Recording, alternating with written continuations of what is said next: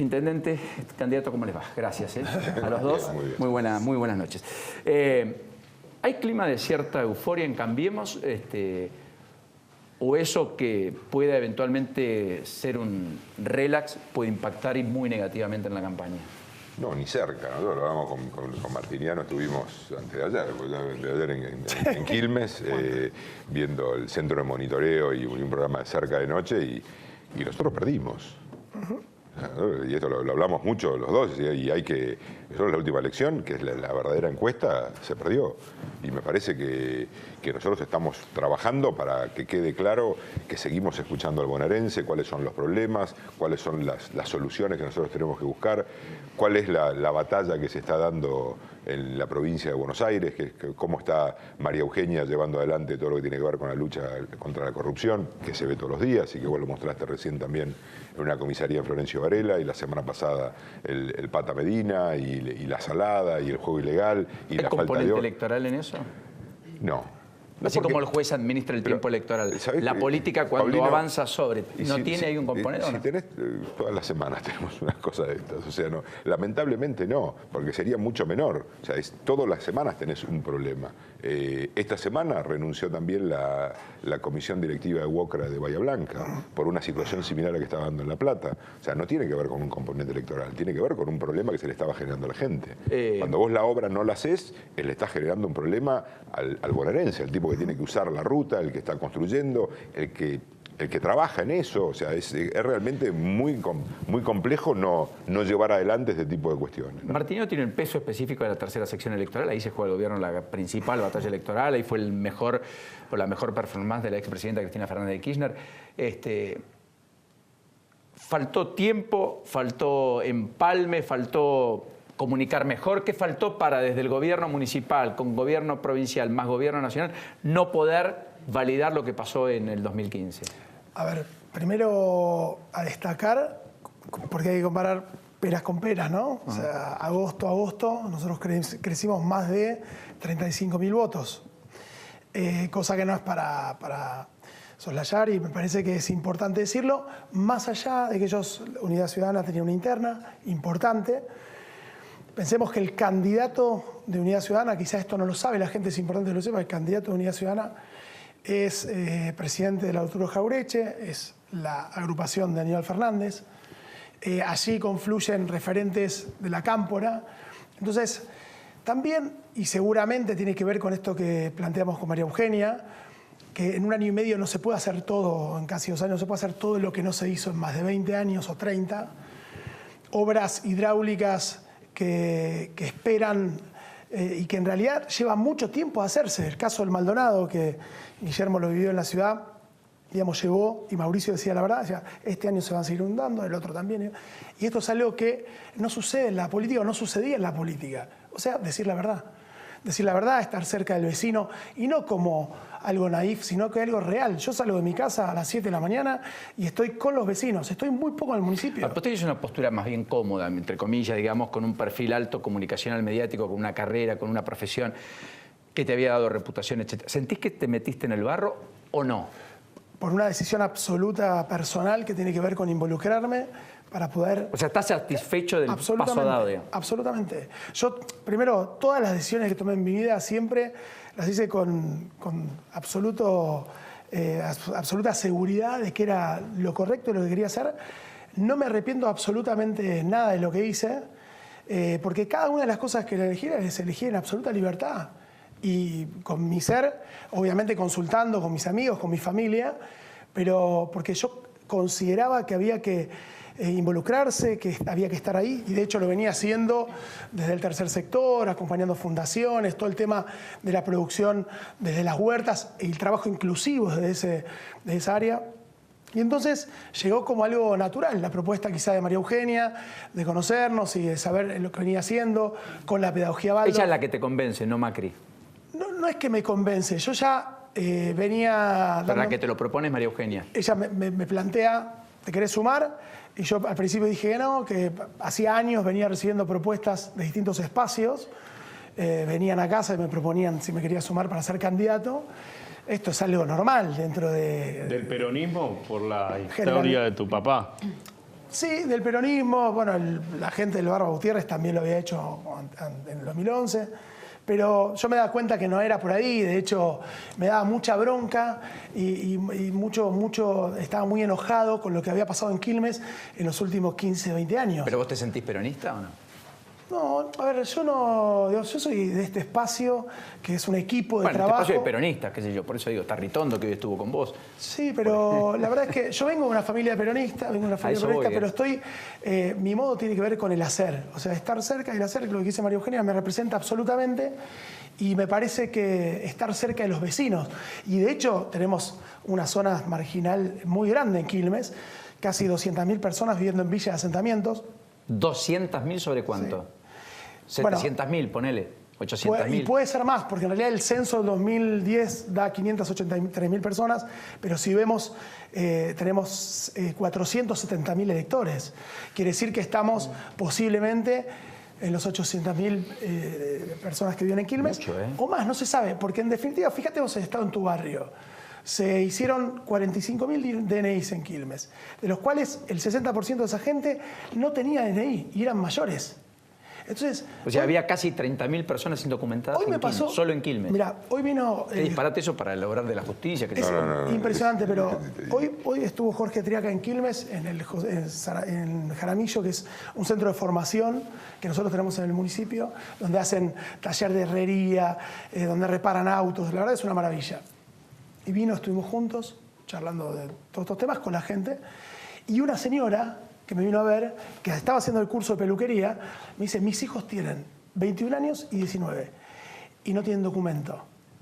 Pero lo perdieron, nunca tuvieron documento.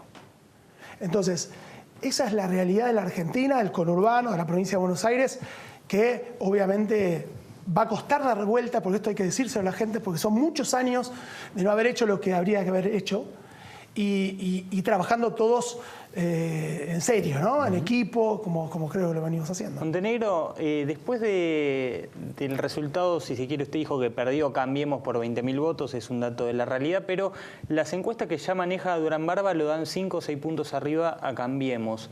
¿A qué cree que se debe este cambio de no sé si de sintonía, de Cambiemos con el electorado? ¿Hubo un envión adicional? ¿La economía mejoró? ¿Por qué está midiendo mejor ahora Cambiemos cuando antes de la elección de las PASO estaban 6 puntos abajo?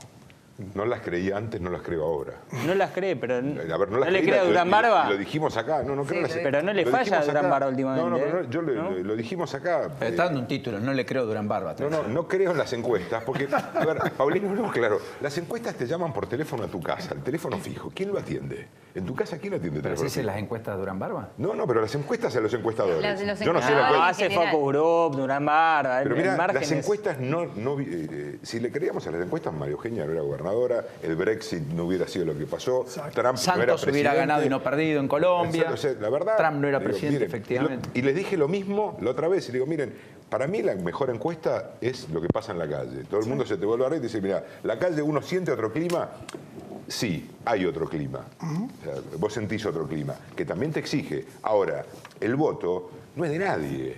El voto es de la gente. Entonces, si vos no seguís haciendo lo que tenés que hacer, que es escuchar, trabajar, consolidar tu relación con el votante para que vos sos empleado de él y tenés que hacer el trabajo que él necesita en la provincia de Buenos Aires, que es muchísimo, y seguir trabajando y seguir en la lucha contra la corrupción, seguir contra las mafias, seguir generando la obra básica de infraestructura necesaria para que no se inunde como las zonas que se inundan en el campo, en la parte de atrás de Quilmes, que el otro día estábamos recorriendo con Martiniano, en todo lo que hay que hacer. No te va a elegir. O sea, esto no tiene que ver con, decís, ¿la economía ayuda? Obvio. ¿Viste? Y que hoy estamos mejor, sí. Que tenemos que seguir creciendo para que la Argentina se consolide como todos queremos que se consolide, más allá de una elección. O sea, la elección es un accidente hoy. Nosotros tenemos que estar pensando en dónde va a ir la provincia de Buenos Aires, dónde va a ir la Argentina. O sea, el cambio no lo elegimos nosotros. El cambio lo eligió la gente. O sea, la gente eligió a María Eugenia y está eligiendo hoy esto. En el resto, si vos ves el mapa de cómo fue la votación en Argentina, sí vos ves que la gente está decidiendo un cambio. En lugares donde antes no lo decidía. Ahora, esta va para los dos. ¿Qué pasa con la inseguridad? Porque las cifras no bajan. O sea, aumentó en el 2016. claro. Oficial. De hecho, Sobre todo en zona sur, quieren ver las placas, miren. Ordenemos una cosa, lo que aumenta es la denuncia. Exacto. Bueno, mira la placa, ahí está. Delitos creció 4%, la cantidad de delitos. Claro, pero vos, partamos de la siguiente base. Los delitos denunciados pasaron de yo creo que 719.000 a 747.000 casi. Claro, tengamos en cuenta de que cuando vos te aumenta la denuncia, también tiene que ver con la confianza que vos tenés en el sistema. O sea, si está claro que la gobernadora, o sea, María Eugenia, toma una decisión... No, Paulino, de esto... Déjame explicarlo. Pero me hace acordar a algún funcionario que siempre tiene una explicación para justificar que me va mal, pero me va mal por esto. Esto tiene que... Subió el delito. Esto es una realidad, ¿no? Sube la denuncia. Hay más secuestros. Sube la denuncia. No, Paulino, yo no estoy negando lo que no exista. O sea, usted dice que antes no denunciaban, pero sí seguían ocurriendo hechos. Vos tenés claro que en la provincia de Buenos Aires... los números. No. Esto tiene que ver, si vos confías en cuando vas a hacer la denuncia, sirve para algo. Cuando vos no confías en que sirva para algo tu denuncia, salvo que tengas la necesidad de hacer la denuncia porque necesitas el certificado por el celular, por el seguro, porque es un bien registrable, no lo haces porque no confías en que te vaya a dar una Los delitos respuesta. contra la propiedad subieron en el caso de los robos agravados con el uso de armas también subieron, que es el delito más violento, los secuestros extorsivos pasaron de 44 a 55. Ahora, también es cierto que el principal capítulo que se lleva la mayor cantidad de denuncias es el capítulo de la violencia familiar y doméstica. En los juzgados civiles pasaron de 67.000 a 95.000. O sea, si uno saca el salto de la violencia por amenaza, la denuncia por amenaza o por violencia familiar entre concubinos, pareja, lo que sea, uno encontraría que el delito bajó. No, pero además también... Ojo que también ese es un fenómeno de estos tiempos. El otro día lo veíamos con Paulino, con Martiniano, en Quilmes, en un cerca de noche. Cuando vos empezás a generar una relación con el vínculo del Estado con la gente, de que se anima a venir a compartir un problema de violencia familiar, que tiene que sentir que el Estado se lo va a poder resolver, que lo va a poder cuidar, que le va a poder dar un botón antipánico, que le va a poder dar una respuesta a su problema, va a empezar a venir, si no, no va a venir. Y esto me parece que es muy importante lo que se vino haciendo en la ciudad, como lo trabajó María Eugenia, siendo primero ministra de Desarrollo Social y después vicejefa de gobierno en la ciudad de Buenos Aires, y cómo fue trabajando todo lo que tenía que ver con violencia de género, con trata de personas. Todo esto tiene que ver con el nivel de confianza que se va generando. Si el Estado no te aparece, no va a venir nadie. Yo quiero decir algo con respecto a esto, es importante, porque es una de las grandes problemáticas de nuestro distrito, obviamente tiene que ver con la violencia de género, ¿no?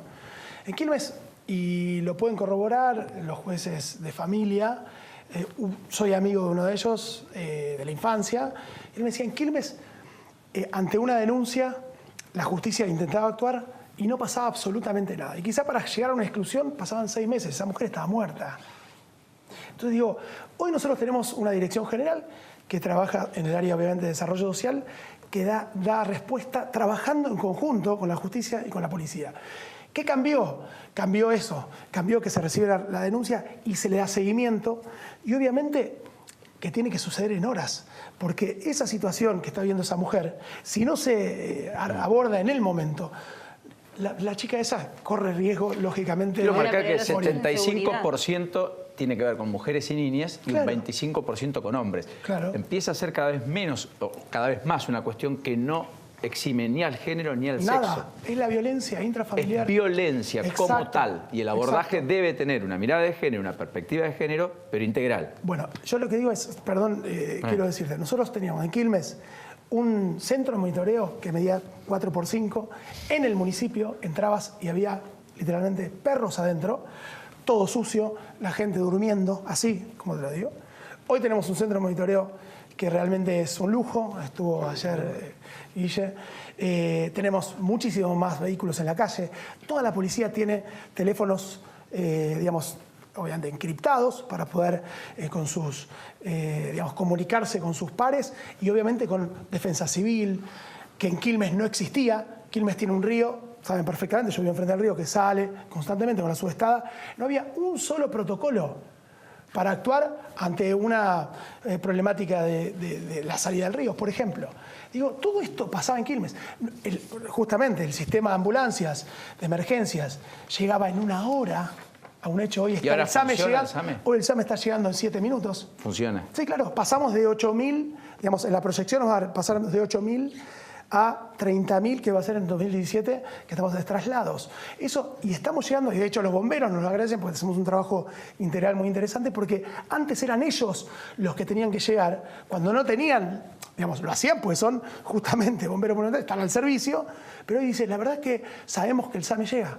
Tenemos 4 bases que están distribuidas en el distrito está en obra, ustedes saben perfectamente que hicimos mejoramiento de todas las avenidas de ingreso, Avenida Calchaquí, Camino General Belgrano, todas las este y oeste, los bajovías, y obviamente eso es una molestia para el vecino, pero también significa seguridad porque va a haber mejor iluminación, llegar en tiempo y en forma a los hechos de, digamos, de emergencia. Así que, digo, cambió el Estado está presente. Nosotros 140.000 personas recibimos en el Estado en tu barrio, porque tenemos más de 100 villas de asentamientos. Y el Estado va ahí, como dice María Eugenia, el Estado se mete donde hay mayor dolor, mayor sufrimiento. Y eso no pasaba. Y eso es lo que hay que, creo, tener en cuenta y saber que por eso cambiamos. ¿Y por qué el voto marginal no acompaña a Cambiemos? ¿Por qué en el andarivel del sur del conurbano, digamos, de Hipólito Yrigoyen, en los cascos urbanos, en la zona céntrica, en Banfield, Adrogué, etcétera, Cambiemos le va bien y en la periferia le va mal? Usted en Solano tiene un revés electoral importante, no consigue penetrar en los sectores más marginales donde se supone que hay más cantidad de obra. ¿Cuál es la explicación? ¿No la sienten, no la interpretan? ¿Hay un voto más ideológico? No, hay un tema puntual. ¿Son más peronistas y por lo tanto Cambiemos no va a entrar nunca? No, a ver, 2 cositas. Primero, para cerrar lo anterior. Hoy hay un sistema de denuncia online. Claro.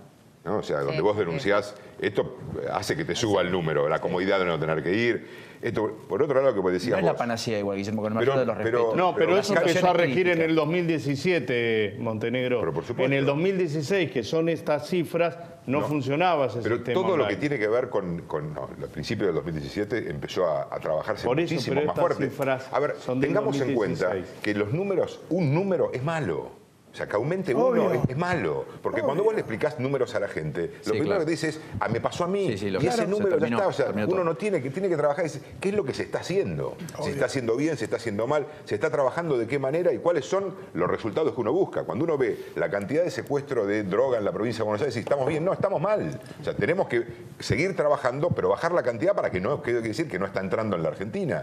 Pero uno sigue trabajando y va tratando de que todo que estaba desarticulado, no solamente la seguridad, sino lo que tiene que ver con la política, con la justicia, todo lo que atravesaba la corrupción en la provincia de Buenos Aires, con los sindicatos, con la venta ilegal, o sea, todo esto tiene que ver con todo. Si no, cuando hoy mostrabas vos en la placa de La Plata en la comisaría, lo que vos estás tratando de hacer, lo que se está haciendo hoy, es transformar en que todo eso sea bancarizado. Pero, perdón, ¿eso existe hoy? Pero hasta hace 6 meses sí. ¿Pero hoy existe? No. Hoy no, porque hoy está bancarizado. Si esa plata estaba ahí, era indebida. Mirá, no hay vuelta. salvo que haya en algún lugar puntual que no haya todavía llegado a la bancarización, porque todo esto no era así.